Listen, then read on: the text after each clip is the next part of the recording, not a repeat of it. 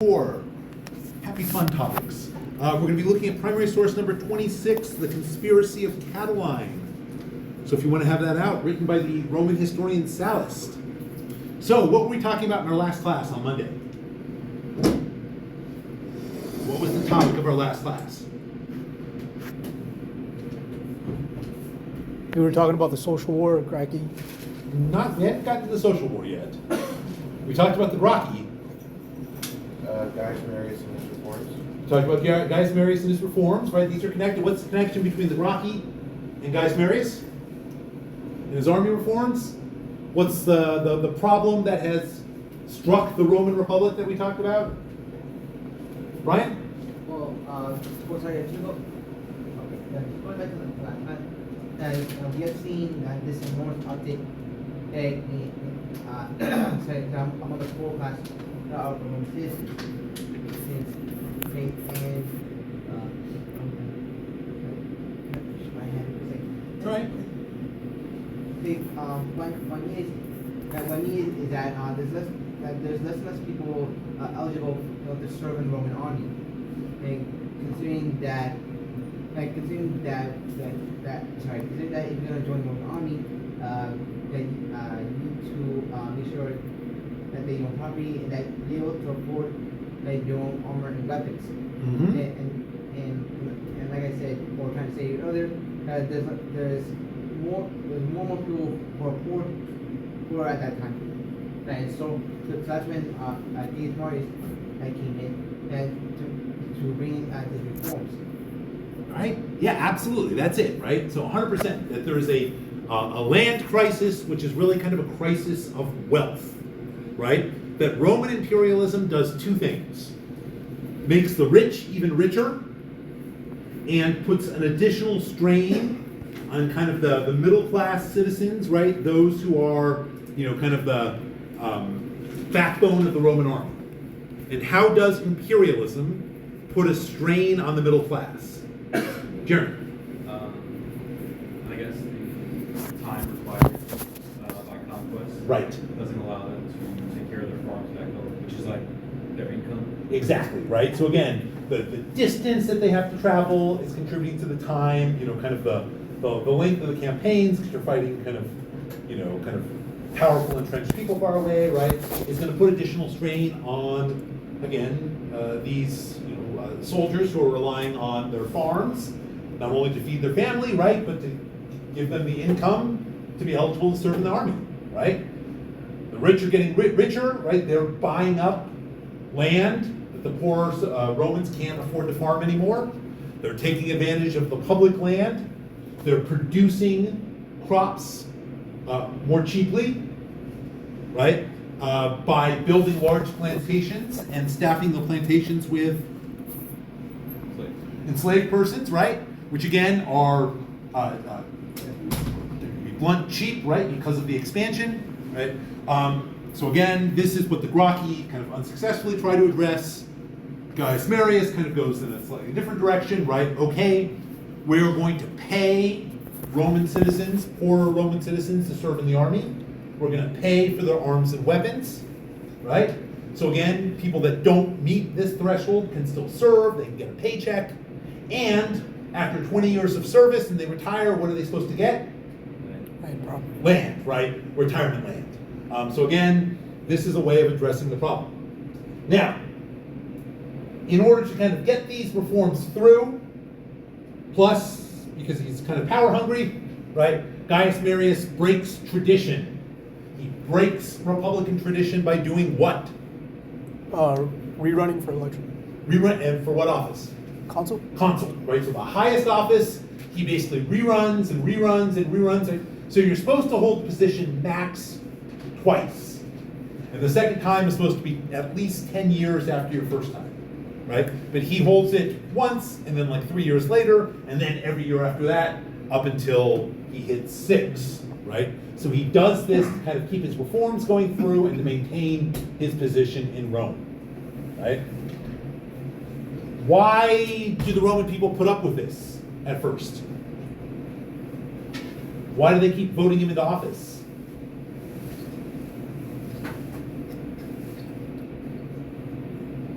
What are they thinking about? What's on their minds?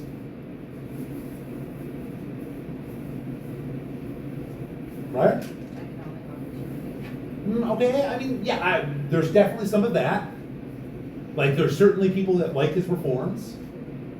There's something else going on. Right. Sorry, is it the constant threat of war? Constant threat of war by, remember? There's kind of pressures, right? We've got invading Germans and other people. Brian's exactly right? So, like, Rome is under threat, like, almost directly, right? Germans come into Italy, and the people are like, oh my God, we're in trouble. Let's just let Gaius Marius be in charge. He can fix things. Did the Gauls invade as well? I mean, there's an earlier Gallic invasion. I'm trying to remember if one happens during this point. I don't think so, but I could be wrong. These guys are separate, right? Germans and Gauls? Yeah. I mean, it depends on how specific or how general you want to be. But yes, technically different areas of Europe, different cultures and linguistic backgrounds. Well, I was going to expand on that, saying like the Gauls were French, right? And like the Germans were obviously. No, actually, the French are German. Yeah, it's like- And the Gauls are Celts, Oh. kind of. Yeah. So Gauls and Celts come from like the same Right. sort of branch of the Indo-European people. Like the Romans wrote that they came from the same bloodline, but the Celts had their own specific language, religion. They had like Druid class. And the Germans were like Germans were mostly in like Germania, like northern Germany, whereas Celts were pretty much everywhere, like France, Austria, Slovenia, even in Turkey, like Galatians from the Bible were Celts. Yeah. Yeah, and this is largely by tracing linguistic relations, right? So we make these connections of languages, right, and the relationship between different languages and dialects have between one another, right? And then Germans, the Franks, end up in France or in Gaul, which is where France comes from. So French are kind of a merger of Gallic, Roman, German, all of the above, right?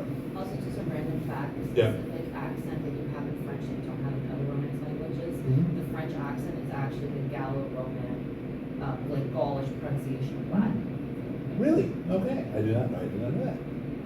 All right. Good. All right. So so we've set the scene, right? So we've got Marius breaking some traditions. Roman people are willing to put up with it because the emergencies, right? Emergencies end. Then they're like, all right, we're done.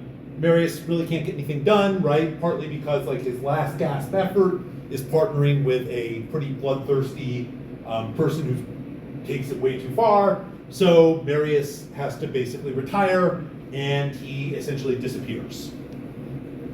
All right, so on to today, the 90s. This will be a impactful decade, shall we say, for Rome. All right, so in the 90s, Rome is facing some problems. Number one, Rome's subjects, right? The people who are not Roman citizens, who Rome controls, it's part of its empires, are paying really high taxes.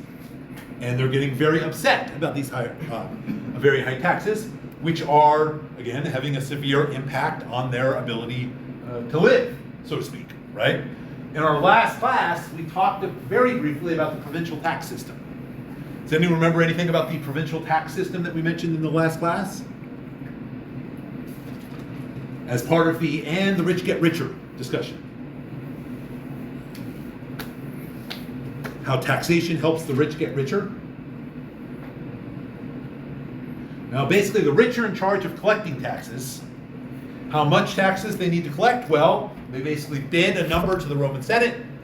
The Roman Senate accepts the number, and then they go and try to get as much as they want, or as much as they can, and anything over the number that they collect is their payment, is their profit.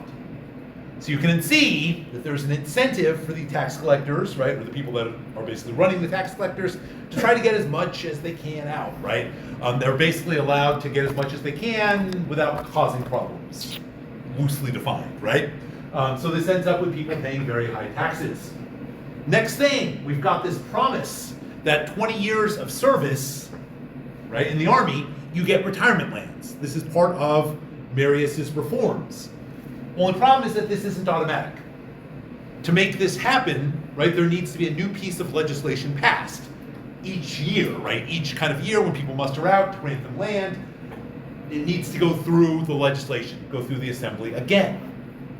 So what this means, right, generals have to be politically involved. They need to either be holding office themselves or, using their influence in order to get the land that their veterans need. If they can't get the land, right, you're going to have a lot of very unhappy veteran soldiers. Not good. The Italian allies, right? So again, these are the Italian peoples, right, who Rome has conquered, right? Kind of the earliest of Rome's conquests, right? They have to pay taxes and serve in the army, but they have none of the kind of legal or political benefits of citizenship. All right, so those are the 90s. 91, right? We have a tribune of the plebs by the name of Marcus Livius Drusus. He is a big advocate for granting citizenship to the Italian allies, again, who are very much the backbone of the Roman army. But he is going to be assassinated by his more kind of traditionalist political opponents. This then kicks off the social war. So social war comes from socii, which is the Latin word for allies, right? So the social war is the allied wars. So after Livius Drusus is assassinated, the Italians kind of see that, look, this isn't happening easily, so they engage in open revolt. The leaders of this revolt were the Samnites, and we talked about them 2 classes ago with Roman imperialism. Is that 2 classes or last class? Yeah, 2 classes ago with Roman imperialism, right? They were the kind of last Italian rival to the Romans, right? The Romans fought 3 wars against the Samnites in the 4th and the 3rd centuries, and these were really close battles. Like Rome almost lost, right? Like Italy was almost Samnite instead of Roman. So it was that was how strong they were. So even though they were kind of, again, under Rome's authority now, they still maintained much of their old strength, right? So they are leading the charge against Rome due to kind of their current relationship and lack of citizenship. So the Italians form their own government, their own state, the state of Italia, modeled on the Roman Republic, where they've got their own kind of magistrates and their own assembly. And the Italians and the Romans are going to be fighting all throughout Italy. Once again, at the beginning of the social war, Rome is losing, right? And it does not look good to Rome. At which point, right, Rome grants full Roman citizenship to some of the Italian allies. Basically, if they hadn't rebelled or hadn't really actively participated in the rebellion, they got Roman citizenship in exchange for their support against the rebels. And so this support, right, was enough to kind of give Rome victory over the rival Italia. Questions here? Now one might ask, why not just give them citizenship at the beginning? It would have been easier, things would have been better. No good answer for that, right? So the Romans were panicking and finally realized they had to give at least some people citizenship. But by then, a reasonably timed, 3-year war had already taken a toll on Italy. All right, Jeremy. I guess what was making the war so close that they barely won every time? Remember we read the excerpt from Livy when he was talking. In this excerpt, he was talking about fighting the Punic Wars, right? He was talking about the composition of the Roman armies, and he was like, and there were tens of thousands of these and tens of thousands of these. Anyone remember reading that? Hopefully, right? What did we notice? We talked about it. What did we notice, Kieran? That there was a lot of Italians. There was a lot, not just a lot. Majority. Yes, right? Probably 2/3 of the Roman forces were the Italian allies, right? So again, these are, people who had, they were not that different from Romans to begin with in terms of how they fought militarily, right? So even when they were fighting these wars, they were pretty well matched, right? And then they continued to basically serve in the Roman, army and be Roman, style soldiers. So, it's a fair fight, or even, slightly tilted towards the Italian allies, especially because you've got Roman troops that are also stationed, kind of all over the empire. So, yeah. All right. Other questions? Brian? No. Nope. Okay. All right. Sorry. So we shift to the east. In the east, we have a small Hellenistic kingdom by the name of Pontus.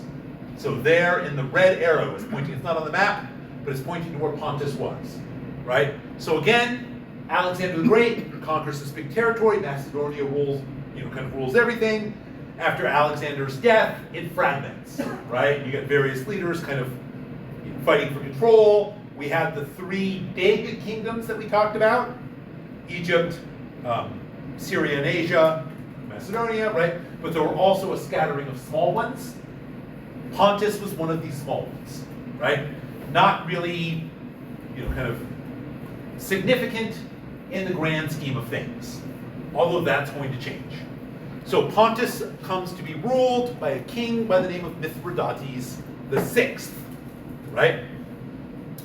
Mithridates is both a talented politician, a talented general, right, and is investing in trying to kind of strengthen the kingdom of Pontus.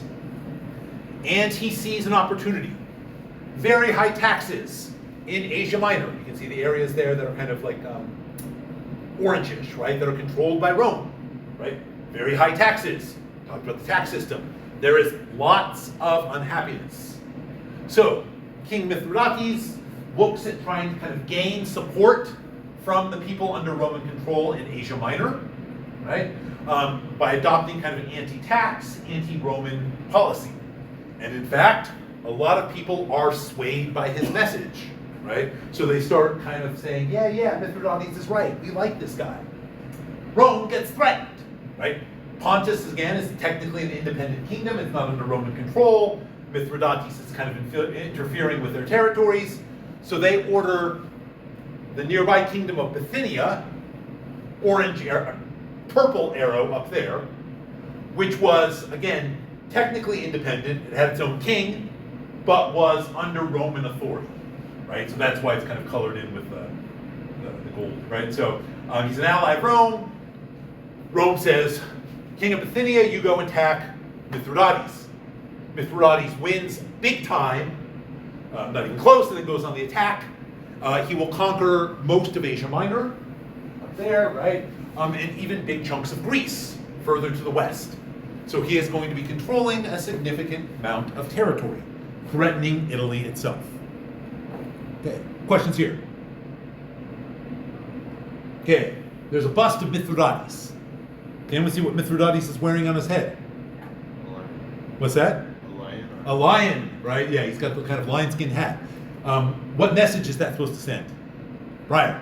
Isn't that a symbol of Hercules? It's a symbol of Hercules, right? So Hercules was kind of the originator of that.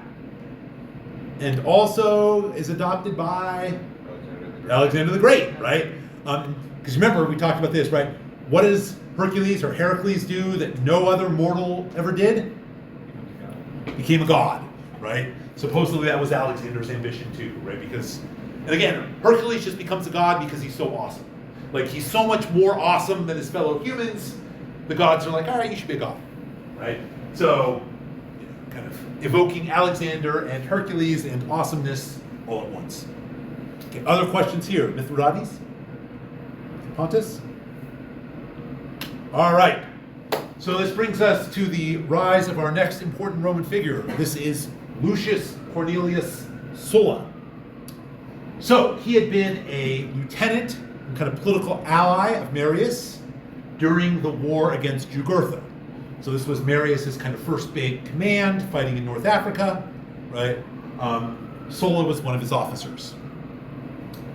We don't quite know what happens, right? But Sulla over time kind of drifts away from Marius and starts to ally with Marius's opponents, the traditionalists, right? The ones who think Marius is breaking too many rules. Okay? Sulla's kind of star is going to be on the rise. At the end of the Social War, he's going to be in command of the army that wins a critical victory. So this is going to get him kind of lots of notice and attention as kind of a rising star, an up and comer. So, 88 BCE, Mithridates is conquering Asia Minor, attacking Greece. All of a sudden, people throughout Rome and Italy start talking. Oh my God, Mithridates is unstoppable. He's defeating Roman armies, right? He is, because he's fighting the Roman army, or he's defeated the Roman armies that have been stationed in Asia Minor and Greece, right? He's threatening Italy itself. Should we find Gaius Marius to come and save us, right? So Gaius Marius, remember 12 years earlier, had basically been kind of forced into private life. He's disappeared, like no real indication of where he is or what he's doing, right? And people are like, hey, maybe we should find him again. He can save us. He saved us before. But the kind of most powerful voices, traditionalists, say, no, we're going with Sulla. Sulla gets elected consul, and he is given military command against Mithridates, right? Immediately after he is elected and kind of given command, riots break out in Rome, right? People are distressed, they're upset, they are shouting for Gaius Marius to come, that they don't want Sulla, right? So the kind of uprising gets so big, right? Sulla is forced to flee Rome, so he leaves the city and flees to his army, which is encamped a little bit further away in Italy. He reaches the army and then does something that has not been done before. He actually marches his army into Rome. Roman armies were not supposed to go into the city proper, and uses the army to quell the riots and take control of Rome. Caesar copyrighted. Yes. So Sulla then sets up a bunch of new laws. He's like, all right, that's going to fix things. Then he heads to the east to go and tackle Mithridates. So Sulla heads to the east. While he was gone, the next year, we get a new consul by the name of Lucius Cornelius Cinna. First thing he does is basically rescind and invalidate all of the new laws that Sulla had passed. There is some resistance to this, at which point he solicits Gaius Marius, again, who's off in retirement somewhere, says, come and help me put Rome back to order. So Marius gets together a bunch of kind of loyal retired soldiers that were loyal to him because he had gotten them land and taken care of them, right? So he gathers together all of these kind of veterans and goes and attacks Rome, right? And again, brings his army into Rome and a series of bloody fighting, right? Roman versus Roman. Marius is going to take control of the city. The next year, Marius will be elected consul along with Cinna. This will be his 7th time serving as consul, but he dies just under 2 weeks after taking office. Yeah.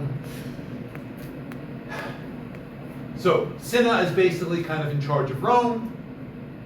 83, finally Sulla defeats Mithridates. Long story short, right? Takes a few years, but he wins. Returns to Italy, defeats Cinna, and retakes Rome. So, lots of kind of Rome v. Rome violence going on here with the army. Okay, questions? No questions? What did Marius die of?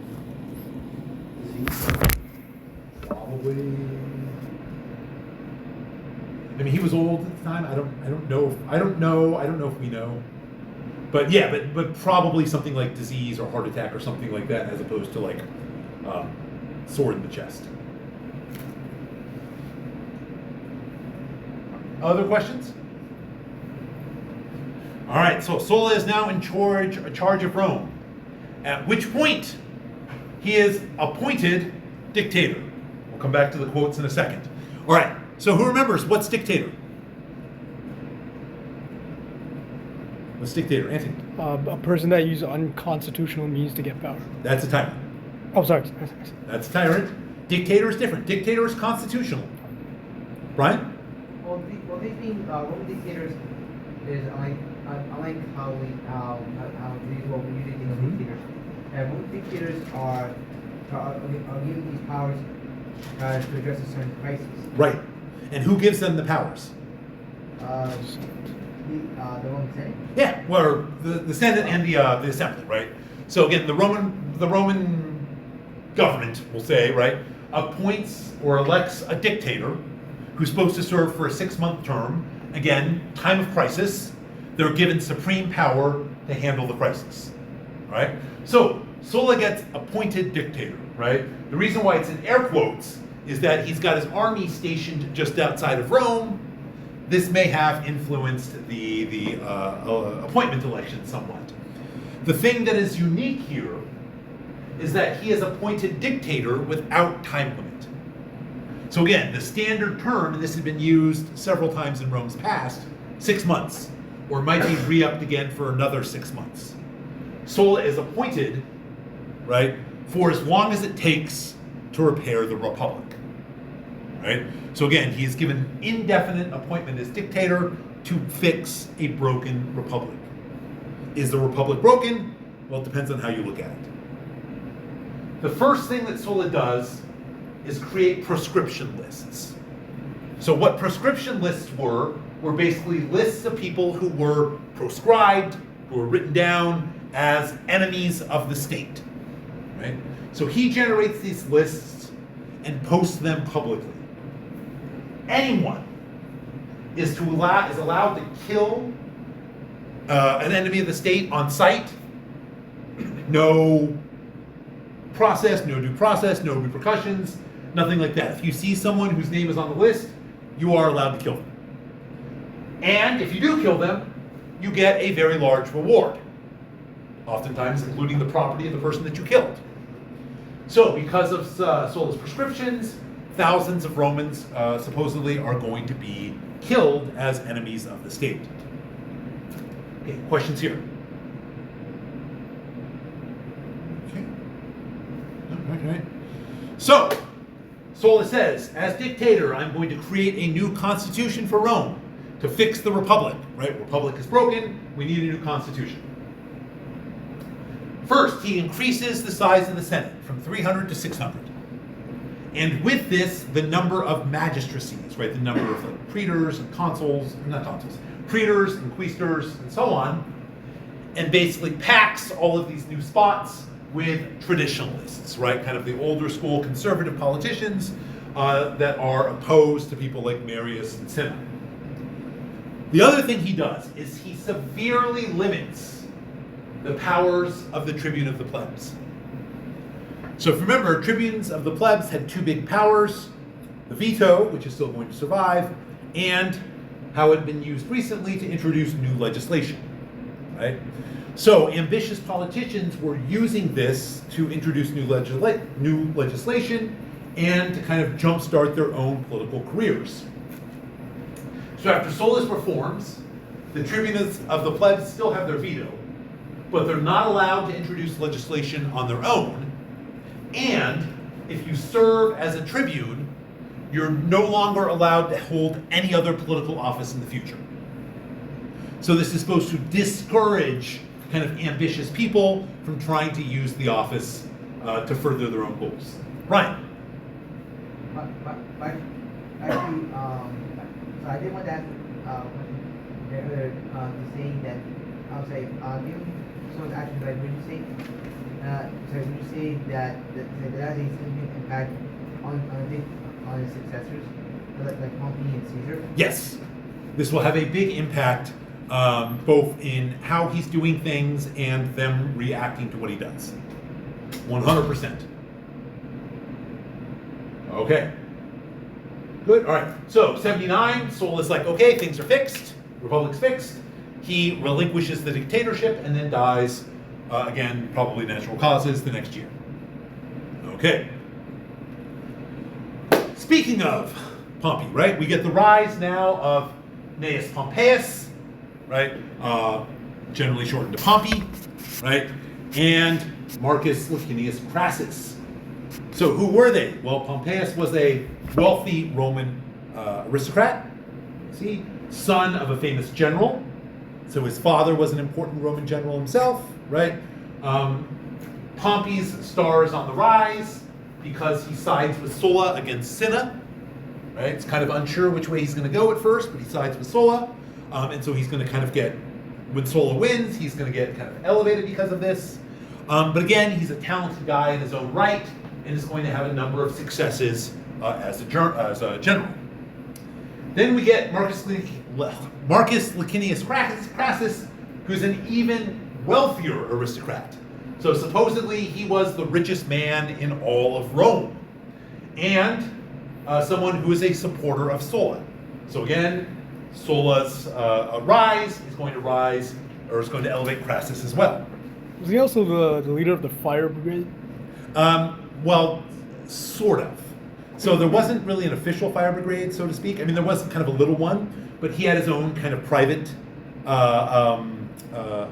There's a story about him where he basically has his own essentially private brigade that he might rent out to people to put out fires from their house, or that then he might also like refuse to rent them out, let the house burn down, and buy the property on the cheap. So that's the story that you might be thinking about. But he also set these houses on fire on purpose. I don't know. Maybe I don't know if the story says that, but I wouldn't disbelieve it if we found evidence that said he engineered that. I mean, it kind of fits with the character. But now, one way where Crassus allegedly got a lot of his wealth was Sulla's prescriptions. Apparently, he was or at least allegedly, he was partaking in this and enriching himself with the blood or the property of the enemies of the state. Anyway, Pompey and Crassus, right? They're on the rise. 73 through 71, we get the slave revolt of Spartacus. People have heard of Spartacus before, right? So he was an enslaved person in Italy, right? Who was basically trained to be fighting as a gladiator. He is going to bring together lots of other enslaved persons. So much like the revolt in Sicily that we talked about in the last class, right? And they're going to have a good period of success fighting off Roman authorities for about 2 years, right? So they're basically able to kind of hold their own by forming their own army in Italy. So eventually Crassus will be placed in charge of the efforts to stop Spartacus, and he wins. He's successful at the end. However, as the story goes, at the very last minute, Pompey shows up. There's like the last remnants of Spartacus's army that's kind of like off, like Crassus has already allegedly won. The last scattered remnants of Spartacus's army are off somewhere. Pompey kills them all and then takes credit for winning the war because he won the final battle. And this is the beginning of a huge rivalry between, again, arguably two of the most powerful people in Rome. Question or? Not question. No? Comment? All right. Okay. Good. All right. So, 70 brings us to 70 BCE. Big year for Rome. So, Pompey and Crassus both request at the same time to be honored by the state. They say, we've done a lot for the state over the last few years. We want to receive official honors. Now, the first official honors that they want are kind of the standard official honors. This is the triumph. So the triumph was a special celebration or military parade, or military parade was a big part of the celebration, that took place in the city of Rome. In theory, it was supposed to be the only time when a Roman army was supposed to be inside the city of Rome. This was something that was not given out frequently. It was supposed to be very rare, only in the most kind of exceptional cases for people who won kind of, unprecedented victories were supposed to get a triumph, right? So kind of a singular honor for a Roman aristocrat. So these two big rivals both request them the same year, right? We want to be honored this way. And they also both request an unusual honor. They say, in addition to that, we want to be consul. we want to be essentially appointed consul as a reward for all the good we did for the city. Now, Pompey was technically underage and had never held another magistracy, right, like aedile, quaestor, praetor, that were supposed to be stepping stones to be consul. Crassus had just been praetor, right, and he's supposed to wait at least 2 years before being consul. So the second request, right, is unusual. Surprise! Despite the rivalry, they actually worked together and pretty much forced the Senate to allow them to be consuls. So now you've got the two most powerful men in Rome who decide, hey, we're going to work together to increase our own fortunes, right? You're going to give it to us.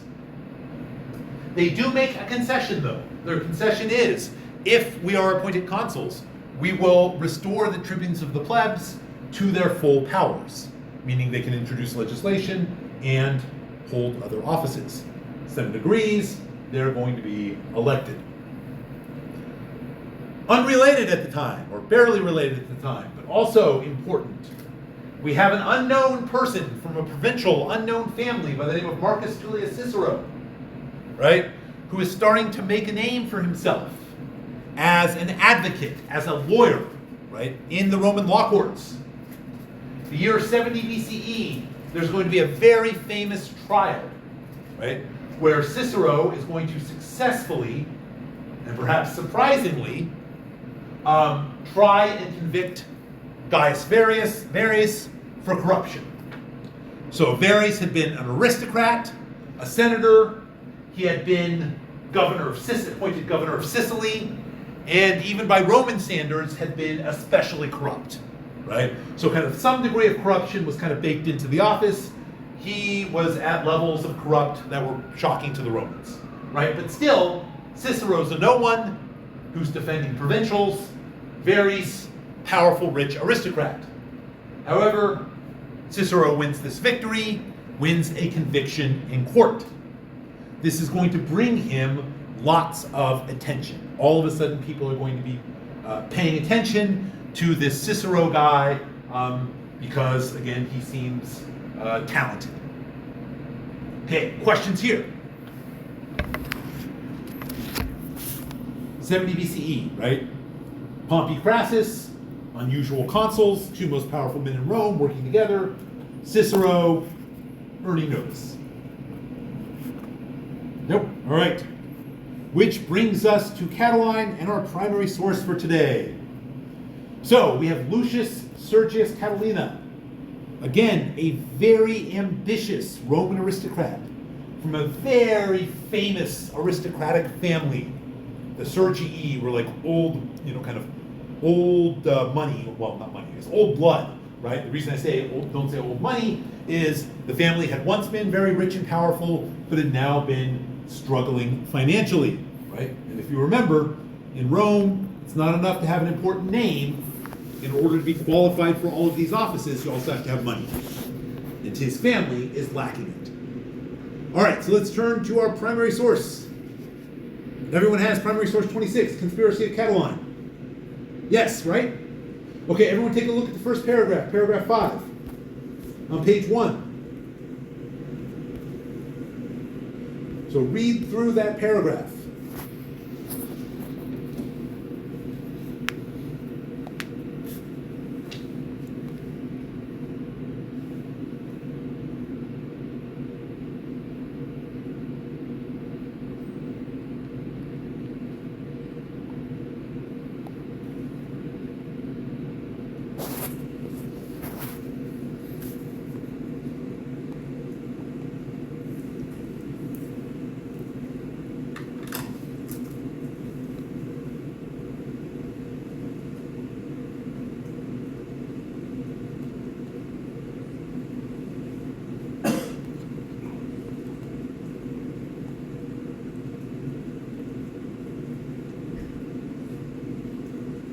So in this paragraph, right, Sallust introduces us to Catiline, right, that Catiline and his conspiracy, it's going to be the subject of his history, and we get an introduction to Catiline's character. So what is Catiline like, according to Sallust? What kind of person is he?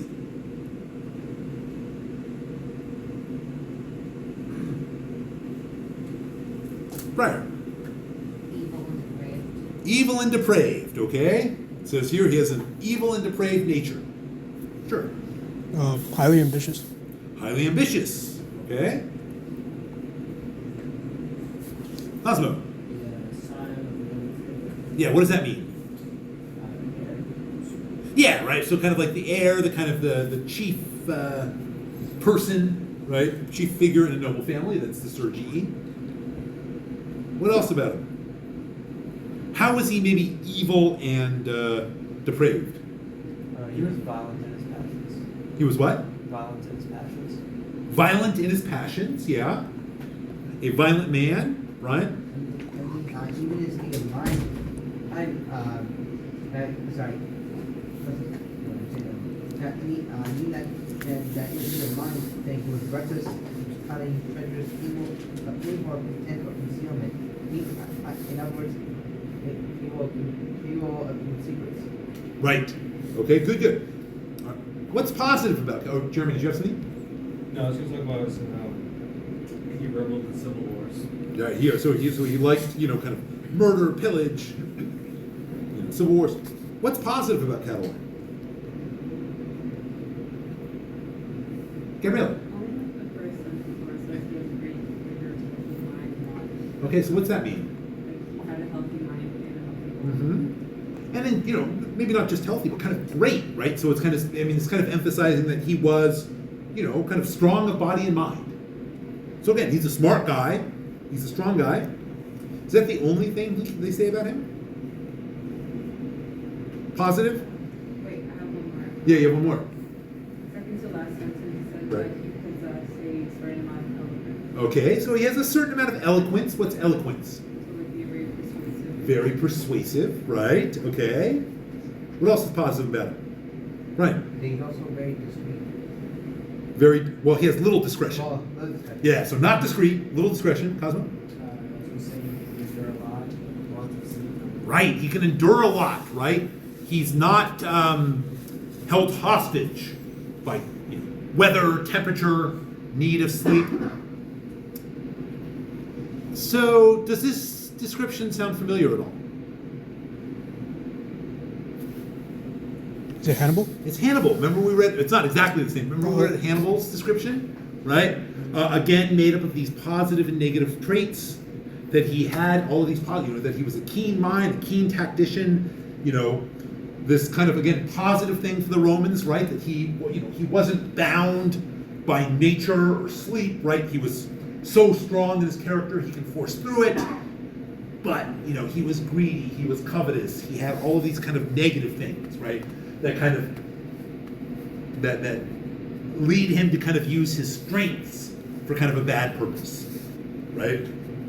Okay, but again, this might have actually been, influenced by Livy's description of Hannibal, or if not, that they're both drawing from a similar kind of well of thought, right? The last line of the paragraph: his disordered mind ever craved the monstrous, the incredible, the gigantic. What did he want?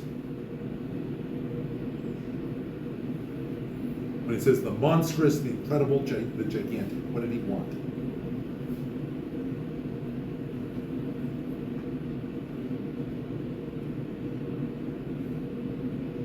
Did he have normal desires or desire normal things? No. No, what did he desire? What does it mean to desire the incredible or the gigantic?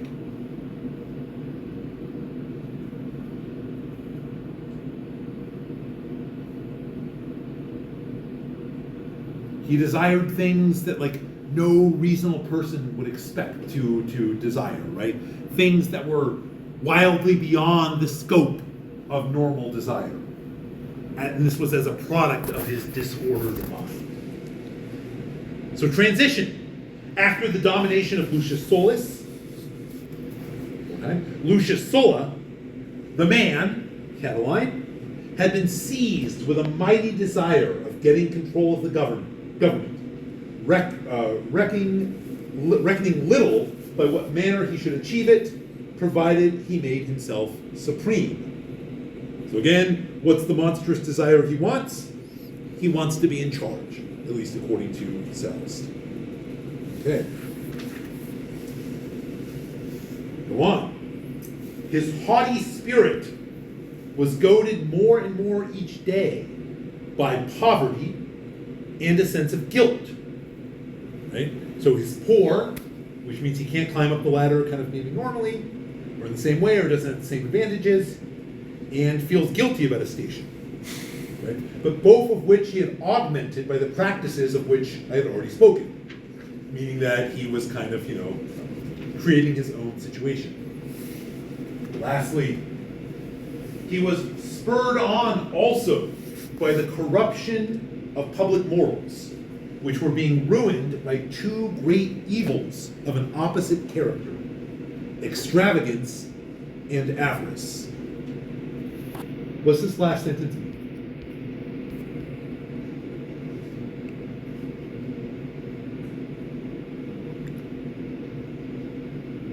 What else spurred on Catiline that kind of encouraged him to go for this monstrous goal?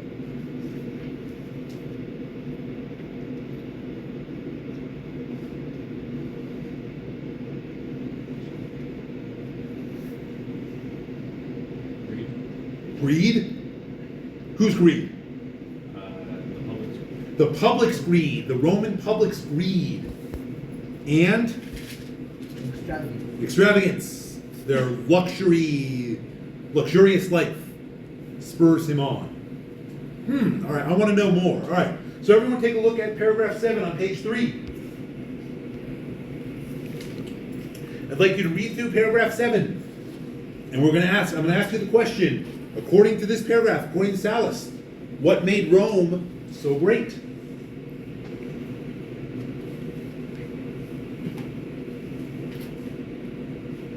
He's talking now about the kind of birth of the republic, right? The transition from monarchy to the aristocratic republic.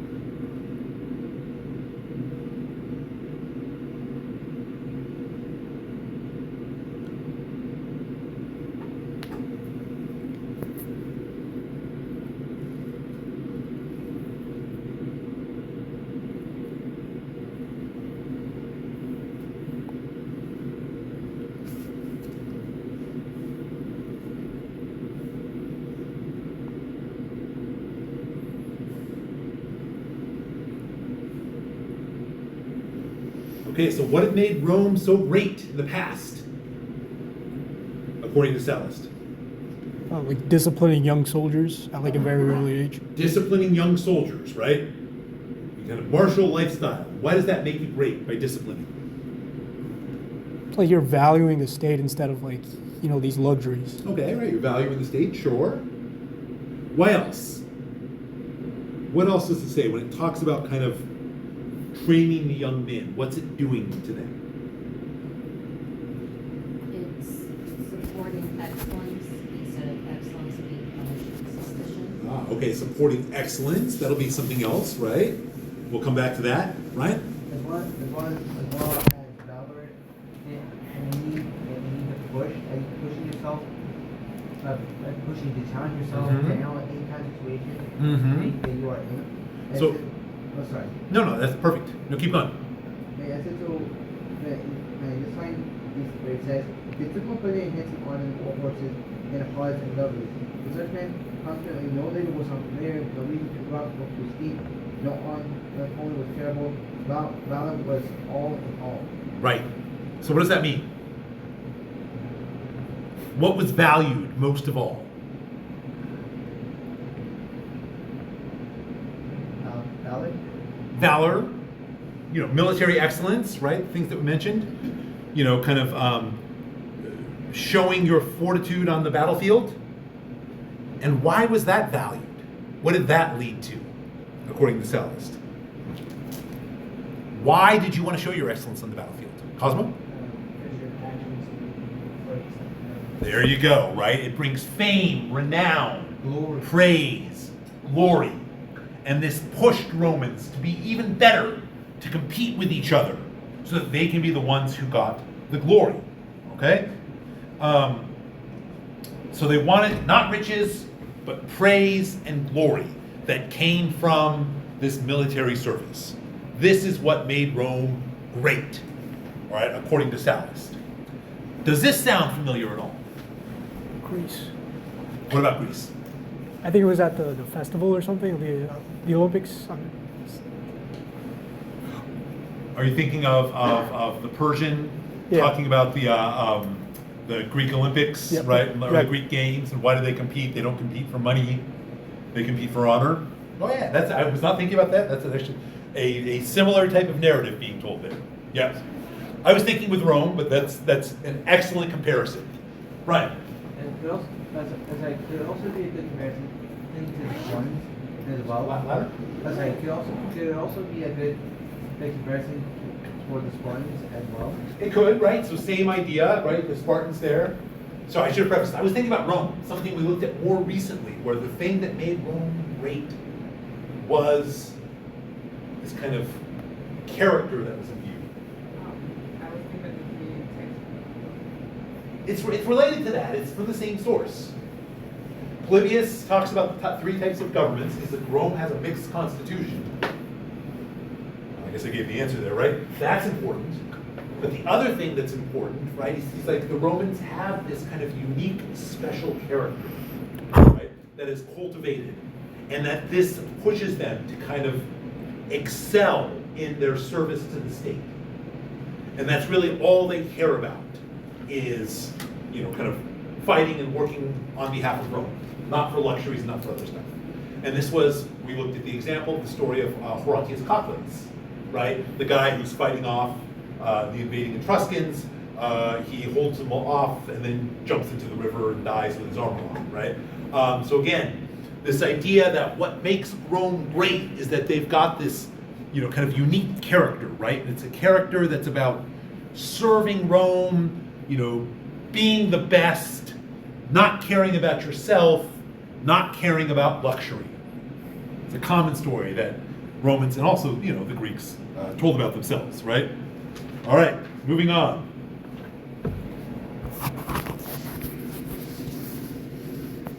We'll skip that one, we're running out of time. Long story short, what comes with imperialism? Money. So everyone look at paragraph 12 on page 6. So earlier he talks about all of a sudden money starts flowing in and people start liking money.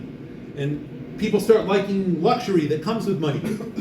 So 12, as soon as riches came to be held in honor, when glory, dominion, and power followed in their train, meaning that they were lesser goals than riches, right? That riches was out in front of what people wanted. Virtue began to lose its luster. Poverty to be considered a disgrace, blamelessness to be termed malevolence. Therefore, as the result of riches, luxury, and greed, united with insolence, took possession of our young manhood.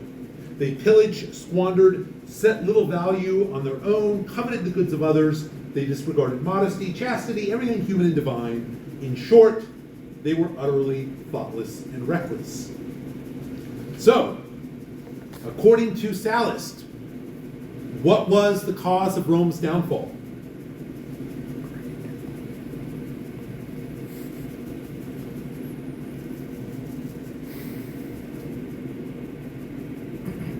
What was the cause of the root of all evil, so to speak? One of the main causes was greed and unchastity. Well, what provokes all of that? What's the ultimate cause? Money, right? As soon as wealth started coming into Rome, right? Remember Rome's winning all these battles of imperialism, right?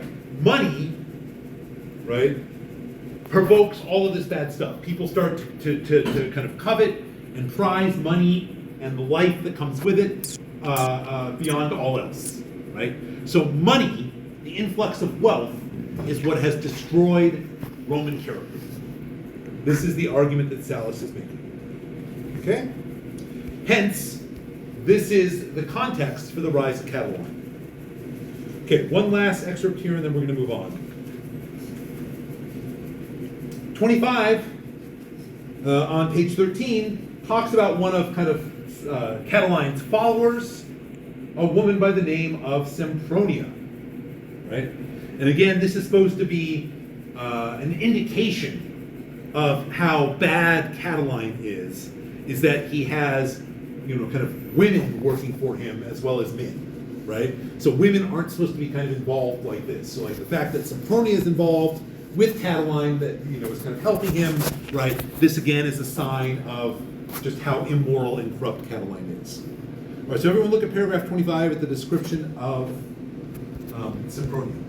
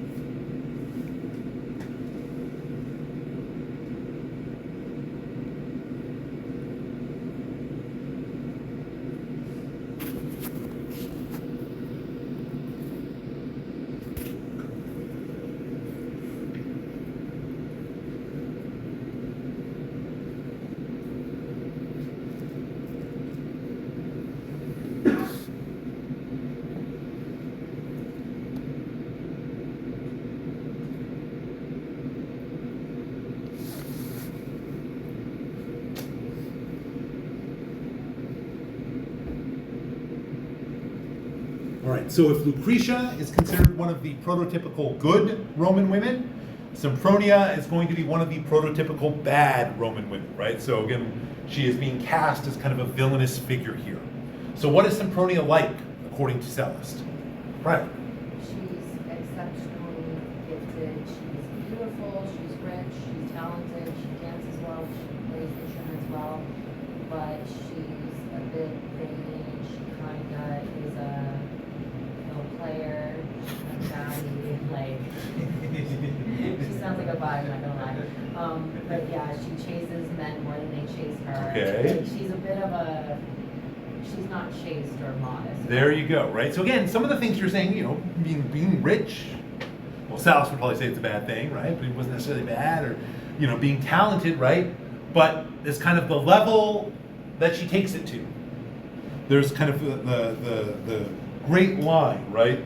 That she was able to play the lyre, you know, that kind of stringed instrument that kind of looks like a U with strings, right? And dance more skillfully than an honest woman need, right? So it's like she was kind of too good at the entertainment pursuits because entertainment was kind of a low-class profession, all right? She was willing to kind of disregard her modesty and her chastity, right?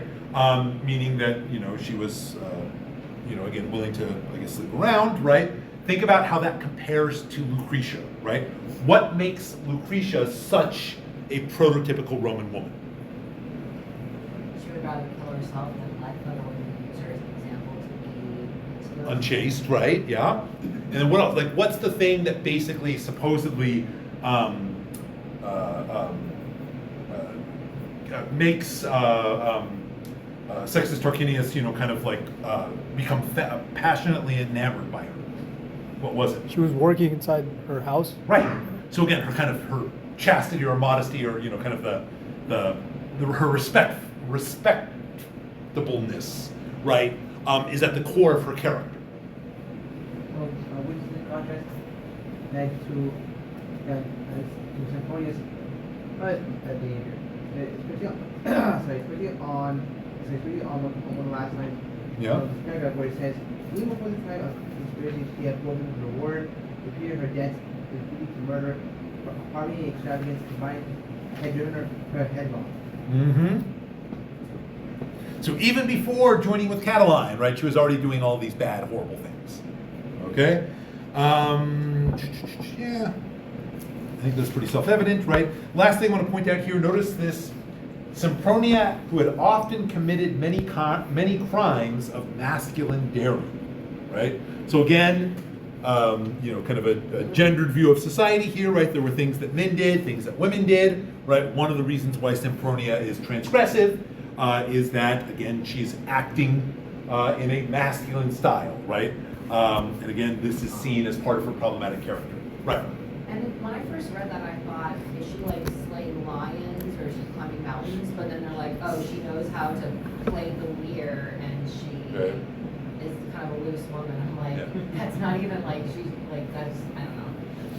Well, or I think it's partly that, but it's also partly like she's willing to engage in like murder and stuff like that, which again is gendered as masculine, right? Because again, women aren't supposed to be doing that. Yeah, well, lots of activities at least outside the house, right? So there we go. All right, so let's move on.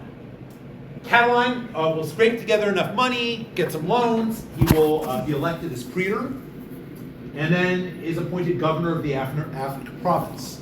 All right, comes back to Rome, tries to run for consul, but his candidacy gets thrown out because he is currently being prosecuted for corruption while he was serving as governor of Africa.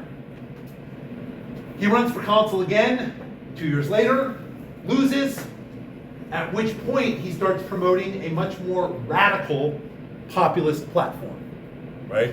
Allegedly, he starts talking about things like overthrowing the government, canceling debt, land reform, right? So here, he was still kind of going along traditional kind of Roman political lines. After losing again, he starts to get more radical. This is when Cicero starts to become a leading opponent of Catiline. 63, he runs for consul, loses, at which point he leads an armed rebellion, defeated and killed in battle. The end of Catiline's conspiracy. Which brings us now to, again, a name I'm sure most people know, Gaius Julius Caesar, a member of an important aristocratic family, and, as someone pointed out, hey, that's not like Julius Caesar when we were talking about Marius. He is Marius's nephew, right? With Crassus kind of acting as his patron of sorts, Caesar is going to win some political successes in the 60s, right? His kind of stars on the rise. he makes plans to run for consul and forms an alliance with Pompey and Crassus, right? And this alliance is called the First Triumvirate. Triumvirate is just a fancy word that means three-man group, right? So they didn't call themselves the First Triumvirate or anything. I guess they were called the Triumvirate, but just a three-man alliance, right? That they're going to support each other. What's this going to look like? Crassus and Pompey, right, who are still arguably the two most powerful men in Rome, or at least two of them, will support Caesar in his attempt to win consul. In exchange for which, as consul, Caesar will support getting land for Pompey's veterans. Remember, right, that's something that needs to constantly being done. And he will make sure that associates of Crassus get certain lucrative tax collection contracts. After, they're already planning ahead, after he's done with his year as consul, Caesar will be given special command in Gaul, which is not under Roman control at this point, to basically, well, conquer Gaul, right? Which he's going to do throughout most of the 50s. Crassus and Pompey agree that a few years later they're going to be co-consuls, and they are. Afterwards, Crassus is going to go east to fight against the surging Parthian Empire over here. More on that later. Pompey will remain in Rome. Okay, questions here? So, Crassus is killed while fighting the Parthians. With the loss of Crassus, kind of the third leg of the stool, Pompey and Caesar are going to start to split and move apart. Right? Pompey is increasingly worried that Caesar is growing more powerful. Right? Really, it's Pompey's concern that Caesar is growing more powerful than him. So Pompey allies with the traditionalists. We start to get the rise in civil violence in Rome. Right? This is kind of post the conspiracy of Catiline. Lots of unhappy people with a difficult kind of economic situation. Politics, right, starts being run through terror and intimidation, right? You basically get roving street gangs that are working on behalf of various political actors and interests fighting with each other, right? So again, there's lots of violence on the street. Pompey is going to be elected sole consul. So normally there's two. He's elected only as the only one with the mandate to kind of fix all this, right? But really, his kind of unofficial mandate or goal is going to be to limit Caesar's growing influence. So, Caesar is unable, for various reasons, to kind of get back to Rome. He keeps getting blocked by Pompey and his political enemies. Finally, as they say, the die is cast. 49 BCE, Caesar is going to march from Gaul into Italy, crossing the Rubicon River, right? With the intent of using his army to back up his claims. Recognizing that Caesar has a very powerful army, Pompey and the traditionalists are immediately going to flee Rome over to Greece, where Pompey has a lot of loyal soldiers stationed. Caesar is then going to go to Greece. He's going to defeat Pompey in 48. Pompey escapes. He flees to Alexandria, to the court of King Ptolemy, one of these Hellenistic kings, but he is promptly going to be assassinated. So, this brings us to Caesar.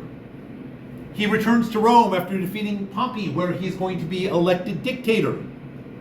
Only for 6 months, though. But then it's going to be renewed. Then it's going to be renewed again. Then it's going to be renewed again. Then it's going to be renewed again. It's going to be renewed again. You get the idea. 44 BCE, he will then be appointed dictator for life. Right? So that as long as he lives, he is going to be dictator of Rome. Again, with the ostensible goal of fixing a broken republic, much like Sulla had claimed. Right? His second in command, so a dictator's second in command was called the Master of the Horse. Don't ask why, right? Was one of his kind of loyal lieutenants, a guy by the name of Marcus Antonius, or often shortened in English to Mark Antony. So, like his predecessor Sulla, In some ways, Caesar's going to institute a series of reforms. He increases the Senate from 600 to 900 people. But instead of packing it with traditionalists, he creates more space for Roman citizens who don't live in Rome or Latium, the area right around Rome, right? So again, more people from the provinces who are also Roman citizens now are able to serve in the Senate. These are people that are going to be very grateful to and loyal to Caesar, right? He attempts to break down barriers that still exist between Rome and Italy more widely, right? Again, after the Social War. Reduces taxation in the provinces, institutes a massive building program in order to alleviate unemployment, and starts trying to kind of cater to the poor in Rome, right? By instituting all sorts of social programs like subsidized grain and basically giving them direct monetary donations. And that is the end. All right, any last questions? Ryan. Well, my question would be, I think, I just want to say that my question would be like, is it true that the kind of reform that Caesar that helped prompted his assassination later on? I mean, it must have in some way. Exactly how would depend on who you believed. But yeah, I mean, how can it not have some influence? I mean, just because this is kind of larger than life. Okay? All right, well, if there's nothing else, we are all done. Again, if there's any questions, if there's anything I can do to help last minute with the essay or anything else, please